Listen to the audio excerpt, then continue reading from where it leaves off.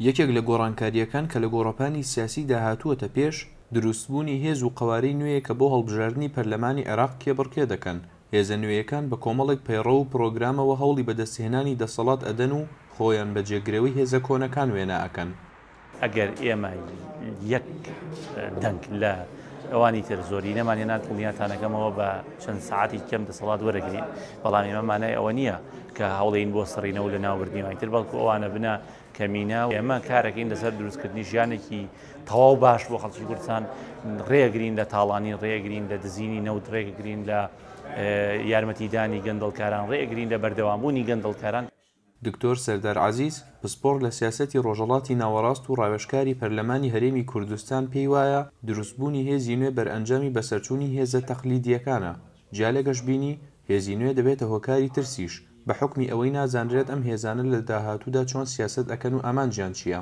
ئێستا و هێزانی لە کوردستان سەرهەڵەدا سەرئەنجامی بڵێم بەسەرچوونی هێزە تەقلیدیەکانە لە کوردستان و کۆمەلگای کوردی بە دوای هێزی نوێ گەڕێ بۆ ئەوەی تعبیر لە خۆی بکات. من هێزن نوێەکان ئێستا نابینم دیدێکی نوێیان هەبێ، ینی هەردوو هاوپەیمانی و نەوەی نوێ هەمان قسەی گۆڕانەکەن، بە هەمان شێوە قسەکانی گۆڕان و تەنانەت هەڵس و کەوت و شێوازی گۆڕان دووبارن کەواتە گۆڕانیان تەجاوز نەکردووە. لەلایەکی ترەوە بێئومێدی بەشێک لە هاوڵاتیان گەشتۆتە ئاستێک پێیان وایە هێزە نوێیەکانیش ناتوانن ببنە جێگای ئومێدی ئەوان.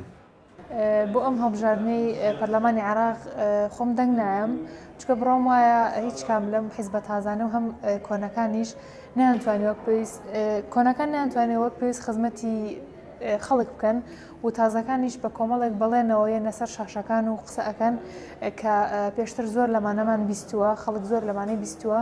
بەڵام مەرج نییە پارتە سیاسیانەی کە لە ئێستایا دروستە بن بتوانن لەوان باشتر بن، بڕکە بکرێت زۆر کات لە خیال لە ناشرین بوونی ئەوانە دروستە بنەوە ئەم جۆرەینانە. مەرج نییە بتواننەوەینانە جێبەجێکەوە. یعنی من پێم وایە ڕەنگ بێت کارێکی باش بێ، بەڵام مەرج نییە لەو ئاستەیا بن کە خەڵک ئینیان لێکە چاوەڕوانیان لێ.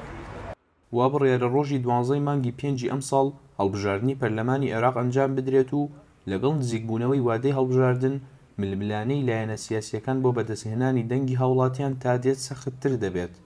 ڕێباز مەجید، دەنگی ئەمریکا، سلێمانی.